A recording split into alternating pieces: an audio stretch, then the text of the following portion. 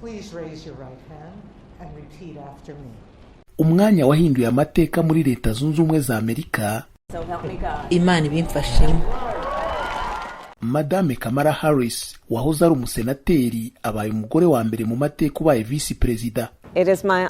Ntewe ishema no kuba ndaha kugera ikirenge mu cy'abambanjirije hano.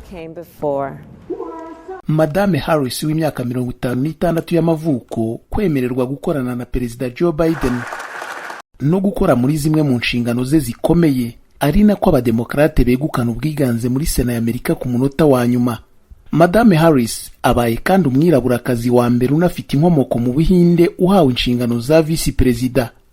Abasesenguzi mu bya politiki bavuga ko izamuka mu ntera rye ritanze ubutumwa bukomeye. Nta na rimwe mu butegetsi nyubahiriza tegeko twigeze tugira umugore nka vice perezida.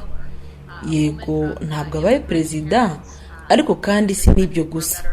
Ikiyongereyeho ni umugore utari umuzungu, umugore uvuka ku babyeyi b'abimukira baje muri iki gihugu bashakisha imibereho. Umukobwa w'umuhinde n'umunyajamaika, Madame Harris yavukiye mu mujyi wa Oakland muri leta ya California. Ubifotoye nini manitse mu mujyi wa Berkeley ku ishuri ryo muri leta ya California aho yahoraga ajyanwa kwiga akiri umwana muri gahunda ya leta yo gushyiraho amashuri ahuriweho n'amoko yose. Yaciye uduhigo twinshi mu byabonwaga nk'ahatagerwa kuri benshi mu bagore. Nyuma yo gusoza amashuri muri kaminuza ya Howard, kaminuza imenyereweho kwigamo abirabura mu mujyi wa Washington DC, Madame Harris yabaye umwiraburakazi wa mbere wabaye umushinjacyaha ku rwego rw'umujyi wa San Francisco guhera muri 2004, ndetse nyuma yaho mu 2010 aza kuba umushinjacyaha mukuru wa leta ya California. Mu nkubiri y'imyigaragambyo ya Black Lives Matter mu mpeshyi ishize, bamwe mu baharanira impinduka bashinje Madame Harris ku kuba umushinjacyaha ukarishye kandi ko yagiye arangwa no kwivuguruza ku ngingo zimwe nko kubirebana n'igihano cy'urupfu, ndetse ko yananiwe kuryoza bamwe mu bapolisi ibyaha bijyanye n'imyitwarire mibi. Madame Harris yandikishije amateka bwa mbere muri leta ya California ubwo yatorerwaga kwihagararira muri Sena y'Amerika. Ni ingenzi cyane ko abantu babona abantu mu butegetsi abantu basa nabo.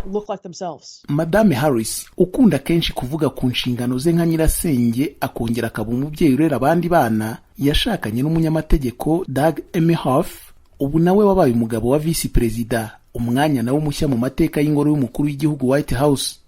Nubwo inshingano y'ibanze ya vice perezida ari yo kuba yasimbura perezida mu gihe bibaye ngombwa, abasesenguzi bavuga ko Madame Harris ashobora kubyaza umusaruro wundi uyu mwanya w'amateka abonye. Ashobora kuba umunyapolitikikazi uhagarariye Leta Zunze Ubumwe za Amerika hanze y'igihugu, ariko kandi tekereza ko azajya anakorera ingendo hirya no hino mu gihugu nk'ikimenyetso cyo kwerekana ibyo arimo gukora. Inshingano ze nshya ku ruhando mpuzamahanga agiye gukorera muri White House zanishimiwe hirya no hino ku isi kugera no mu mudugudu w'igisekuruza cye mu Buhinde.